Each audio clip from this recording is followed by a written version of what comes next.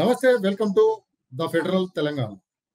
ప్రస్తుతం తెలంగాణలో ఒకవైపు ఫోన్ ట్యాపింగ్ కేసు, మరోవైపు ఎలక్ట్రిసిటీ కుంభకోణానికి సంబంధించి, మరోవైపు కాళేశ్వరం. గత ప్రభుత్వం ఏదైతే చేసిందో దానిపైన విచారణలు కొనసాగుతున్నాయి. ఆ మేరకు కమిషన్లు కూడా ఏర్పాటు చేసిన సందర్భం ఉంది. ఈ నేపథ్యంలో తాజాగా ఈ రోజు జరిగిన సంఘటన, ఎలక్ట్రిసిటీ ఛత్తీస్గఢ్ నుంచి ఎలక్ట్రిసిటీ కొనుగోళ్ల పైన ఏ విధంగా చేశారు, దానిపైన విచారణ కమిషన్ ఏర్పాటు చేసింది ఇప్పుడు వచ్చిన కొత్త ప్రభుత్వం. దానిపైన వివరణ ఇవ్వాలని చెప్పేసి గత మాజీ ముఖ్యమంత్రి కేసీఆర్ కూడా నోటీసులు పంపించారు. నోటీసులు పంపించిన నేపథ్యంలో ప్రస్తుతం కేసీఆర్ ఒక 12 పేజీల సుదీర్ఘ లేఖ ఆ కమిషన్ కు రాయడం జరిగింది. అందులో ప్రధానంగా చూసుకుంటే మాత్రం ఇది రాజకీయ కక్షతోటే కమిషన్ ఏర్పాటు చేసిందని చెప్పేసి చెప్పిండు. సో దీనిపైన మాట్లాడేందుకు మనతో పాటు ఉన్నారు సామాజిక ఉద్యమకారులు గాదా ఎన్నయ్య గారు ఉన్నారు. వారితో మాట్లాడదాం. అన్న నమస్తే. నమస్తేనే. చెప్పన్న, ఇవాళ 12 పేజీల సుదీర్ఘ లేఖ జస్టిస్ నరసింహారెడ్డి గారికి ఆ కమిషన్ చైర్మన్ కు రాయడం జరిగింది. అంతేకాకుండా అందులో ప్రధానంగా రాజకీయ కక్షతోటే ఏర్పాటు చేసింది ఇది. అసలు మీరు కమిషన్ చైర్మన్ గా ఉండాల్సిన అవసరం లేదు, ఆ విధుల నుంచి తప్పుకోండి అని చెప్పేసి కూడా ఆ లేఖలో పేర్కొనడం జరిగింది. దీన్ని ఎట్లా చూస్తారు మీరు? అంటే కేసీఆర్ అంటే కల్వకుంట్ల చంద్రశేఖరరావు ఇంకా ఆయన ముఖ్యమంత్రి అనుకుంటున్నా, లేకపోతే ఈ రాష్ట్రానికి ఇంకా ఏ రీతిలో ఏ అర్హతతోటి మరి ఆ మాటలు మాట్లాడుతుండో గానీ అది పూర్తిగా రాజ్యాంగ వ్యతిరేకం, చట్ట వ్యతిరేకం, తర్వాత మనకు ఉన్నటువంటి సాంప్రదాయాలకు కూడా వ్యతిరేకం. ఏ ముఖ్యమంత్రి అయినా అది ప్రస్తుతము మనం చూస్తా ఉన్నాం. ఢిల్లీ ముఖ్యమంత్రి కానీ, లేకపోతే జార్ఖండ్ ముఖ్యమంత్రి కానీ, లేకపోతే ఇంకా అనేక మంది బీహార్ ముఖ్యమంత్రి, లేకపోతే కేంద్ర మంత్రులు, ఈ రోజు కేంద్ర మంత్రులుగా ఉన్న వాళ్ళల్లో కూడా చాలా మంది జైల్లో పోయిన వాళ్ళు ఉన్నారు, విచారణ ఎదుర్కొన్న వాళ్ళు ఉన్నారు, లేకపోతే అనేక అంటే కోర్టు ద్వారా కావచ్చు, లేకపోతే కమిషన్ల ద్వారా కావచ్చు, ఇటువంటి విచారణ ఎదుర్కోవడం అనేది మనము ఈ రాజకీయాల్లో చాలా సర్వసాధారణమైంది. ఇప్పుడు మన ప్రధానమంత్రుల్లో నేను అనుకుంటా ఒక్క మన్మోహన్ సింగ్ గారు తప్ప చాలా మంది ప్రధానమంత్రులు ఇటువంటి కేసులు ఎదుర్కొంటారు కూడా. రేపు మోడీ గారు కూడా ఎదుర్కోరని ఏమున్నదాడా. ఇప్పుడు ఉన్నటువంటి హోమ్ మినిస్టరు గుజరాత్ సంఘటనలో జైల్లో ఉండి రాలేదా? కాబట్టి ఇటువంటి అన్ని కూడా చాలా సర్వసాధారణమైనవి. దీన్ని ఏమి పెద్దగా రాజకీయ పరంగా రాజకీయ కోణంలో చూడొద్దు. ఇప్పుడు ఆయన అడుగుతున్నది ఏంటిది? అసలు ఎల్ నరసింహారెడ్డి గారిని, ఆయన ఒక సాధారణ రైతు కుటుంబంలో పుట్టి ఉన్నత స్థాయికి ఎదిగి తెలంగాణ మట్టి వాసన తెలిసి, తెలంగాణ ఉద్యమ ఆకాంక్షలు తెలిసి, తెలంగాణ రాష్ట్ర సాధన కోసం ఎంతో కృషి చేసినటువంటి వ్యక్తి ఆయన. మరి అటువంటి ఆయన పట్టుకొని ఏదో ఆంధ్రోని అన్నట్టు, లేకపోతే గుజరాత్ అన్నట్టు, బీహార్, మరి నువ్వు బీహార్ నన్ను రాదు, బీహార్ ఏమో నీకు ముద్దుగానే తెలంగాణ రైతు కుటుంబంలో పుట్టి పొట్టనపేట ప్రాంతంలో పుట్టి ఆయన ఆయన ఆ పదవిలో కొనసాగుతున్నప్పుడు కూడా ఆయన గ్రామానికి పోయి ఆయన వ్యవసాయం చేసి అటువంటి జీవితం జీవించిన ఆయన పట్టుకొని నువ్వు అనర్హుడి, అసలు నువ్వెవడు అనడానికి అనర్హుడని, నువ్వు కోన్ కిస్కాగాడివి. విచారణ ఆయన ఒక హైకోర్టు ప్రధాన న్యాయమూర్తిగా రిటైర్ అయ్యి ఈ రాష్ట్రానికి, ఈ తెలంగాణకి ఎంతో తన అమూల్యమైనటువంటి సేవలు అందించి ఆయన ఉన్న విలువల్లో ఈయనకి 10% విలువలు ఉన్నాయా? ఆయన పట్టుకున్నట్టు మాట్లాడితే ఎట్లా? ఇవన్నీ కాదు. ఆయన ఒక విచారణ కమిషన్ రాష్ట్ర ప్రభుత్వం అపాయింట్ చేసింది. ఆయన ఒక విచారణ కమిషన్, అసలు విచారణ అనేది పారదర్శకంగా జరగట్లేదు. ఇంకొకటి, విచారణ అనేది పారదర్శకంగా జరగట్లేదు. అసలు కమిషన్ నుంచి మీరు వైదొలగండి వెంటనే. ఇప్పుడు పారదర్శకంగా జరిగిందా జరగలేదా అనేది అప్పుడు ఎట్లా తెలుసు? ఇప్పటి వరకు నీకు ఇచ్చిన నోటీస్ కి కనీసం సక్రమమైన పద్ధతిలో జవాబు ఇవ్వకుండా దొడ్డిదారిలో నేను జూలైలో వస్తా, లేకపోతే నాకు బుద్ధి పుట్టినప్పుడు వస్తా, లేకపోతే నాకు ఎవరో కలలో కనపడి వస్తా, లేకపోతే నేను అర్ధరాత్రి వస్తా అంటే నడవదు ఇక్కడ. నువ్వు ఫామ్ హౌస్ లో బండో, ప్రగతి భవన్ లో బండో, సెక్రటరియట్ రాకుండా 9.5 ఏళ్లలో 95 రోజులు కూడా రాకుండా పాలన చేస్తే ప్రజలు ఊరుకున్నారు. తర్వాత ఏదో బుద్ధి చెప్పినది వేరే విషయం. కానీ ఇప్పుడు కూడా ఇంకా అటువంటి పనికి మాలే మాట మాట్లాడడం, ఇంకా తుపాకి రామినేషన్ కడితే ఎట్లా? తుపాకి రామినేషన్ కట్టడం బంద్ చేయాలా. విచారణ ముందు అది ప్రధానమంత్రి అయినా, ముఖ్యమంత్రి అయినా, రాష్ట్రపతి అయినా, ఎవరైనా సరే, అది చిన్నోళ్ళ పెద్దోళ్ళ విచారణాధికారి ఏ కులపోళ్ళు, ఏ మతమోళ్ళు, ఏ ప్రాంత పోళ్ళు, ఇదంతా అనవసరం. అది రాష్ట్ర ప్రభుత్వం. నీకు కావాలంటే ఆయన ఈ విచారణ సరిగా జరుగుతలేదు అనుకుంటే కోర్టు పోయి అక్కడి నుంచి నువ్వు ఒక ఆర్డర్ తెచ్చుకో. అసలు విచారణ కమిషన్ ఏర్పాటు చేయడమే ఇది సరి అయింది కాదు అని నీకుంది కదా, హైకోర్టు ఉంది, సుప్రీంకోర్టు ఉంది, అక్కడికి పోయి తెచ్చుకో. అంతేగాని ఒక విచారణ అధికారిని, అది కూడా దట్టు తెలంగాణ ముద్దు బిడ్డను పట్టుకొని ఈ విధంగా మాట్లాడడం అనేది నీకెవరు ఆంధ్రలో అయితే బాగుంటుందా? ఆంధ్రని అపాయింట్ చేయమంటావా? లేకపోతే కమ్మాయిని అపాయింట్ చేయమంటావా? లేకపోతే ఇంకెవరిని అపాయింట్ చేయమంటావు? చంద్రబాబుని అడుగుదామా ఎవరు అపాయింట్ చేయాలని? అంటే ఇప్పుడు ఏంటంటే, మీకు అసలు విచారణ పారదర్శకంగా జరగడం లేదు అని చెప్పడానికి ముందే, కమిషన్ పూర్తి కాక ముందుకే మీడియా సమావేశం పెట్టి ఎట్లా వెల్లడిస్తారు మీరు అని క్వశ్చన్ చేయడం జరిగింది. వాళ్ళు ఏం వెల్లడించలేదు. జరిగింది ఏంటంటే, ప్రొసీజర్ వాళ్ళు ఎక్స్ప్లెయిన్ చేసిండ్రు. వాళ్ళు ఒక ప్రొసీజర్ ఫాలో అవుతారు కాబట్టి ఈ విచారణ కమిషన్ యొక్క దాని యొక్క పని విధానం, పని ఎక్కడికి వచ్చింది, బయట అడుగుతున్నారు, ప్రజలు అడుగుతున్నారు, ప్రజలకు సమాధానం చెప్పొద్దా కమిషన్ అంటే ఏంది? మీ ఇళ్లలో, మీ బెడ్రూమ్ లో ఉండి పనిచేయాలనా? మీ కిచెన్ లో ఉండి పనిచేయాలనా? ప్రభుత్వం చేత ఏర్పాటు కాబట్టేటువంటి కమిషన్ దాని యొక్క పని విధానాన్ని డిఫరెంట్ స్టేజెస్ లో ఏ స్టేజ్ లో ఉందో ప్రజలకు తెలియజేయాల్సినటువంటి బాధ్యత ఉంటది. వాళ్ళేమో రోజు రన్నింగ్ కామెంటరీ లెక్క లీకులు ఇస్తలేరు, మీ లెక్క పిచ్చి పిచ్చిగా మాట్లాడతలేరు. ఏం జరిగింది, ఎక్కడి దాకా వచ్చింది, ఏమేం జరిగిందని చాలా స్పష్టంగా, ఎవరిని అవమానించకుండా, ఎవరిని కించపరచకుండా ఉన్నది ఉన్నట్టుగా చెప్పిండ్రు. వాళ్ళు చెప్పిన దాంట్లో తప్పుంటే, వాళ్ళు చెప్పిన దాంట్లో ఏమైనా పద్ధతి పాటించకపోతే కోర్టు ఉంది కదా, నువ్వు కోర్టు పోవచ్చు కదా. అసలు మనకి ఎక్కడైనా ఎవరికైనా ఏదైనా అన్యాయం జరిగినప్పుడు మనము అనేక స్టేజెస్ లో మనం న్యాయం కోసం వెతుకులాడుకోవచ్చు. న్యాయం కోసం మనము తీవ్రమైనటువంటి ప్రయత్నాలు చేయొచ్చు.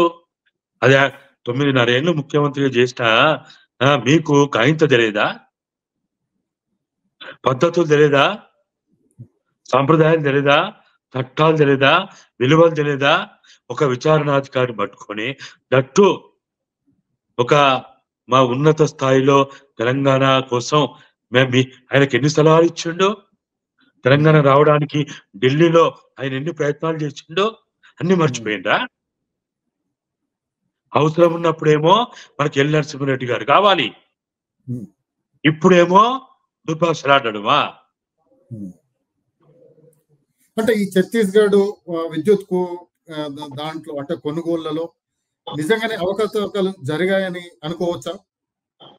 ఇప్పుడు మనము అవకతవకలు జరిగినాయా, జరగలేదా, జరుగుతూ ఎంత జరిగింది అనేది ఇప్పుడు చర్చ కాదు.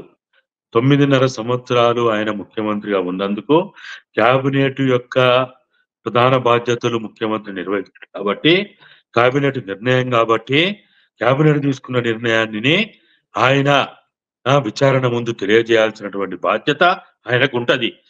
ఎలక్ట్రిసిటీ మినిస్టర్ కో, లేకపోతే రెవెన్యూ మినిస్టర్ కో, ఫైనాన్స్ మినిస్టర్ కో డబ్బులు డ్రా చేయబడిన ఎవరి ద్వారా అయితే విడుదల కాబడినేవో ఫైనాన్స్ మినిస్టర్ కూడా దీంట్లో బాధ్యత ఉండదు.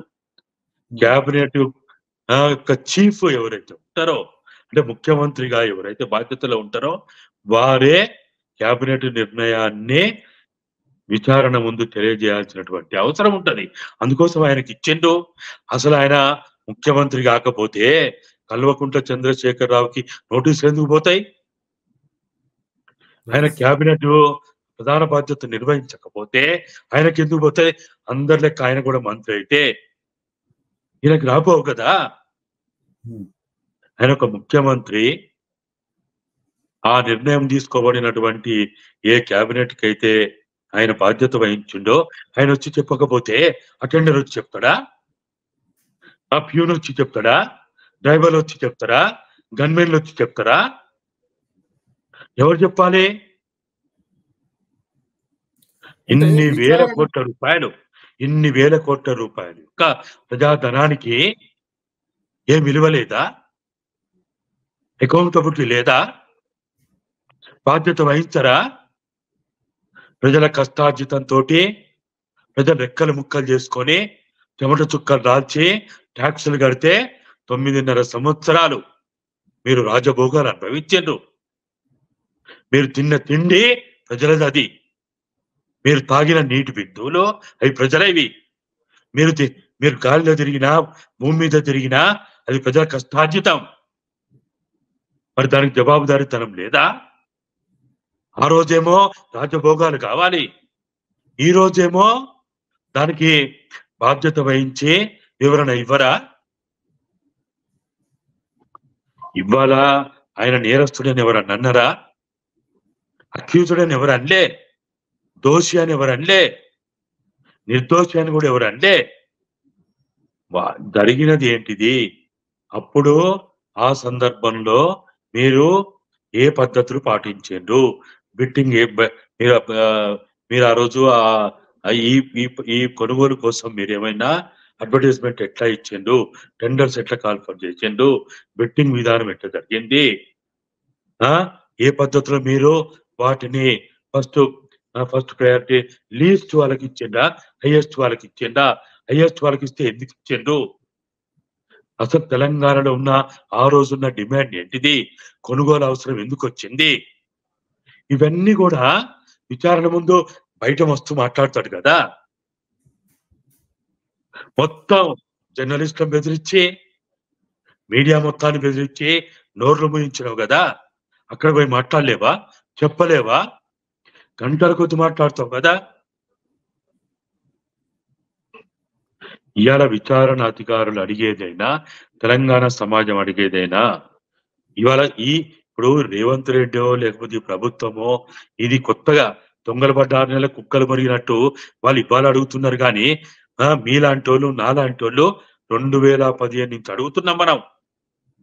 ఇక్కడ ఏదో నష్టం జరుగుతున్నది, తెలంగాణకి నష్టం జరుగుతున్నది, దీంట్లో ఎక్కడో క్విక్ ప్రో ఉంది, లావాదేవీలు ఉన్నాయి, ఇక్కడెక్కడో కొంత అవినీతి పాల్పడుతున్నారు, మోసం జరుగుతున్నది అని మనము 2015 నుంచి ఈ విషయాన్ని మొత్తుకుంటే తప్పనిసరి పరిస్థితుల్లో ఈ ప్రభుత్వం ప్రజల డిమాండ్ కి తల ఒగ్గి తప్పనిసరి పరిస్థితులలో విచారణ కమిషన్ వేసింది. కానీ అదేదో రాజకీయ కక్ష రేవంత్ రెడ్డి చేసిండు.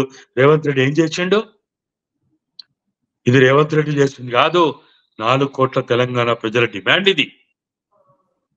ఇది ఆదివాసులది, గిరిజనులది, దళితులది, బహుజనులది, అన్ని సెక్షన్ల ప్రజల డిమాండ్ ఇది. విచారణ చేయమని అడుగుతున్నాం.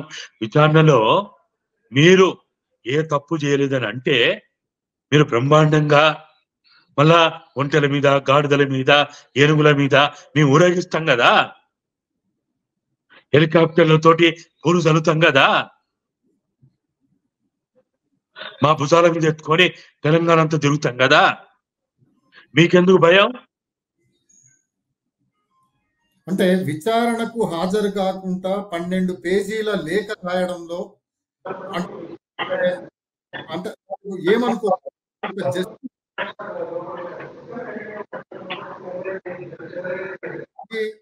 హైకోర్టు, సుప్రీం ఆయనే పిలిచినప్పుడు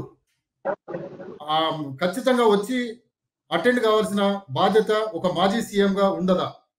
మరి 12 పేజీల లేఖ రాయడం అన్నా, మాజీ సీఎం కాదు, ప్రైమ్ మినిస్టర్ కి రాస్తే కూడా ప్రైమ్ మినిస్టర్ కూడా ఇప్పుడు సిట్టింగ్ సీఎం ఒక ఈడీనో లేకపోతే ఒక సిబిఐయో లేకపోతే ఒక ఎవరో ఏదో ఒక ప్రభుత్వ చేత నియమింపబడినటువంటి ఒక విభాగం ఒక విచారణ పిలిచినప్పుడు సిట్టింగ్ ముఖ్యమంత్రులు పోతారు, ప్రధానమంత్రి పోతారు, రాష్ట్రపతి పోతారు, మాజీ ప్రధాని పోయిండు, ఇందిరాగాంధీ పోలేదా? అరే మొన్న సోనియా యూపీఏ చైర్పర్సన్ గా ఉన్న సోనియా గాంధీ గారు పోలేదా? విచారణ ఎదుర్కోలేదా? రాహుల్ గాంధీ గారు పోలేదా?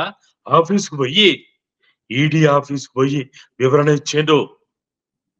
రేపు ఇదే ప్రస్తుత థర్డ్ టర్మ్ గా ఉన్నటువంటి మోడీ గారు రేపు ఏమైనా ఆయన దిగిపోయిన తర్వాత విచారణ ఎదుర్కోవాల్సి వస్తే కూడా గవర్నర్ పోలేదా? అంటే దీన్ని బట్టి ఏమనుకోవాలి?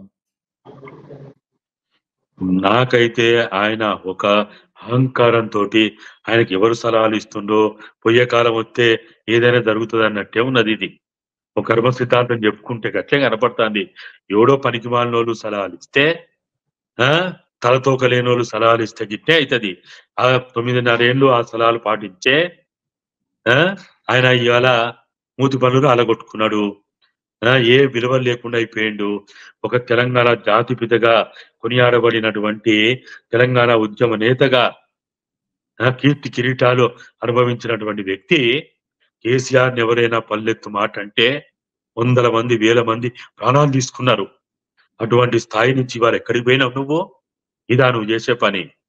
ఓ బుద్ధిమంతుని ఎవరైనా పెట్టుకో, ఓ పనికి వాళ్ళలో పెట్టుకొని ఎందుకు ఇట్లా ఆగమవుతున్నావు? ఇంత జరిగినా ఇంకా నీకేమి అన్నా చివరికి ఏం జరగబోతుంది అనుకోవచ్చు మనం? అన్నా ఖచ్చితంగా విచారణ నాకు అర్థమైన కాడికి ఈయన ఇట్లనే మిగమేషాలు వేస్తే ఈ తుపాకి రాముని వేషం గడితే ఏముంటుందన్న విచారణ వాళ్ళు అవసరమైతే కోర్టు పోయి వారెంట్ తెచ్చైనా వారెంట్ ద్వారా తీసుకొచ్చి కూర్చోబెడతారు. అరే ఎంతమందిని చూడలేదన్న మనము? ఈయన మొదటోడా చివరోడా? ఇటువంటి అనవసరమైన ప్రయత్నాలు చేస్తే ఇంకా పలుచనైపోతాడు. చట్టం ముందు ఎవరైనా సమానులే అని మాట్లాడతారు కదా మీరు. నువ్వేం గౌరవిస్తున్నారు? మీరు చట్టాన్ని మీరు ఏం గౌరవిస్తున్నారు? ఒకవేళ వాడు ఎవడో ఈ రాజ్యాంగం గురించి చట్టాల గురించి మాట్లాడితే వాని నక్సలైట్లు అంటారు, వాని పట్టుకుపోయి కాల్ చేస్తారు, వాని ఉపా చట్టాలని ఆ చట్టం ఈ పనికిమాల చట్టాలు పెట్టి సంవత్సరాల తరబడి జైలులో పెడతారు. అంటే మీరు చట్టాన్ని వ్యతిరేకంగా మాట్లాడితే ధిక్కరిస్తే మీరు మాత్రం ఓ గొప్పలా వాళ్ళేమో నక్సలైట్లు అవుతారా? అర్బన్ నక్సలైట్లని, రూరల్ నక్సలైట్లని, దేశద్రోహులని. అసలు వీళ్ళు దేశద్రోహులు. ఇట్లా మాట్లాడే వాళ్ళు ఎవరైనా సరే, ఏ పార్టీ వాళ్ళైనా సరే, వాళ్ళు దేశద్రోహులు. దేశ సంపదని, ప్రజల సంపదని నాశనం చేసే వాళ్ళు వీళ్ళు దేశద్రోహులు. ఈ దేశానికి, ఈ రాష్ట్రానికి, ఈ ప్రజలకి నష్టం జరిగిందని ఒక కంప్లైంట్ వచ్చినప్పుడు దాన్ని ఆధారం చేసుకొని నోటీసులు పంపినప్పుడు దాన్ని వివరణ ఇచ్చుకోవాలి. ఏమి 1 లక్ష లేకపోతే 1 కోటి, 1000 కోట్ల రూపాయల ప్రజాధనం దుర్వినియోగం అయితే జవాబుదారిగా ఉండరా? ఆన్సర్ చెప్పరా? అది ఇప్పుడు 12,000 కోట్లు అంటున్నారు అన్నా. 12 కావచ్చు, 10 కావచ్చు, 20 కావచ్చు. నేను ఈ రోజు కూడా కల్వకుంట్ల చంద్రశేఖర్ రావు తప్పు చేసిండు అని నేనైతే మాట్లాడా. కానీ తప్పు చేసిండని ఆరోపణ వచ్చినప్పుడు దానికి సంజాయిషి ఇచ్చుకోవాల్సిన బాధ్యత ఇప్పుడే కాదు, ఆయన బతికినంత కాలం ఎప్పుడైనా సరే ఇటువంటి వచ్చినప్పుడు ఆయన ఖచ్చితంగా వివరణ ఇచ్చుకోవాల్సిందే. ఇంకా 5 ఏళ్లకైనా 10 ఏళ్లకైనా వివరణ ఇచ్చుకోవాల్సిందే. ఎందుకు? ఆ రోజు నువ్వు ప్రభుత్వ అధినేతగా ఉండి బాధ్యతలు నిర్వహించినావు కాబట్టి. నువ్వు తప్పు చేసినవా, చెయ్యలేదా, నేరస్తుడివా కాదా, ఇదంతా ఇప్పుడు చర్చ లేదు. అది 1000 కోట్ల 10,000 కోట్ల ఎన్ని కోట్ల అని కూడా మేము అంటలేం.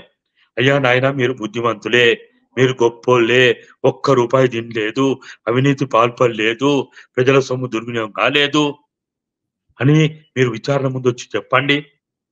ఇప్పుడు మనకి మనకి మన బట్టల మీద ఏమన్నా దుమ్ము ధూళి పడితే మనం ఒత్తుకోమా? స్నానం ఎందుకు చేస్తాం? ముఖం ఎందుకు కడుక్కుంటాం? మీ మీద ఈరోజు 2015 నుంచి దీని మీద అనేక రకాల కంప్లైంట్లు ఉన్నాయి. అనేక సంఘాలు, అనేక పార్టీలు, అనేక రకమైనటువంటి సెక్షన్ల ప్రజలు దీని మీద కంప్లైంట్ చేసిండ్రు. విచారణ ఎదుర్కొంటే తప్పేంది? ఏం జరిగిందో చెప్తే తప్పేంది? ప్రజలకు తెలుస్తుంది కదా. అంటే ఈ పరిణామాలు ఎటు దారి తీయబోతున్నాయి అని అనుకోవచ్చు మనం. అన్న ఇక్కడే మాట్లాడతారు. కవితమ్మ చూడలేదా? ఓ ఎన్నెన్నో మాట్లాడిండ్రు. వాళ్ళ మాటలు చెప్పాలంటే మా ఇంటికి వీగలేరు, మా చెప్పుతో సమానం, మా దాంతో సమానం, దీంతో సమానం, ఇవన్నీ మాట్లాడితే ఏమైంది ఆఖరికి? అన్న ఎవ్వరమైనా సరే, మీరైనా నేనైనా ఎవ్వరమైనా, చిన్నోడైనా పెద్దోడైనా అందరం కూడా ఇటువంటి విషయాలు వచ్చినప్పుడు అందరం వాటిని ఎదుర్కోవాల్సిందే. ఒకవేళ ఇది కక్ష సాధింపు చర్య అయితే మేమున్నాం కదా, మీ మీద ఒక్క ఈగ వాలని మేము.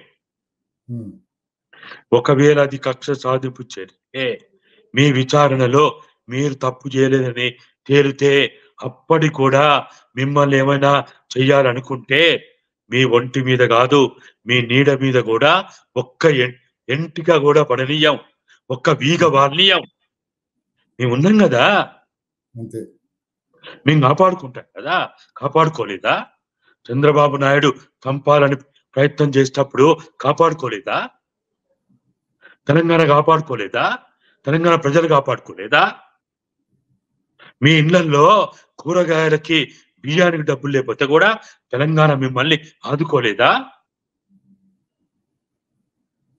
ఇప్పుడు కూడా మీరు తప్పు చేయలేదని మీరు విచారణ ముందు చెప్పి బహిరంగపరిచి నిరూపిస్తే అప్పటికి కూడా మిమ్మల్ని ఏమైనా చెయ్యాలని ఈ పాలకులు, ఈ రేవంత్ రెడ్డి గారు, లేకపోతే ఈ అమిత్ షా మోడీలు ఏమైనా ప్రయత్నం చేస్తే తెలంగాణ ఉంది, మేమున్నాము, రక్షణ కవచంగా ఉంటాం, మీ ప్రాణానికి మేము ప్రాణం ఇస్తాం.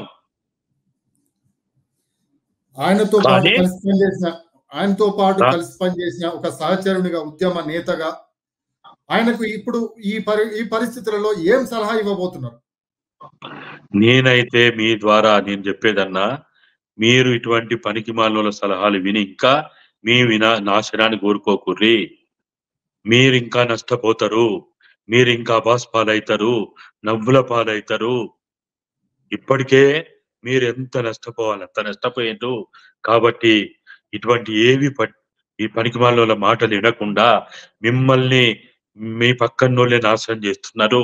ఇప్పటికైనా విచారణకు హాజరయ్యి మీరు జరిగిందేందో వాస్తవాలేందో చెప్పి ఉన్న వాస్తవాలన్నీ బహిరంగపరిచి దాని ద్వారా మీరు ఏ తప్పు చేయలేదని మీరు నిరూపించుకోండి. మీకు అండగా మేము ఉంటామని మరోసారి మీ ద్వారా నేను తెలియజేస్తున్నా. అన్న థ్యాంక్ యూ అన్న.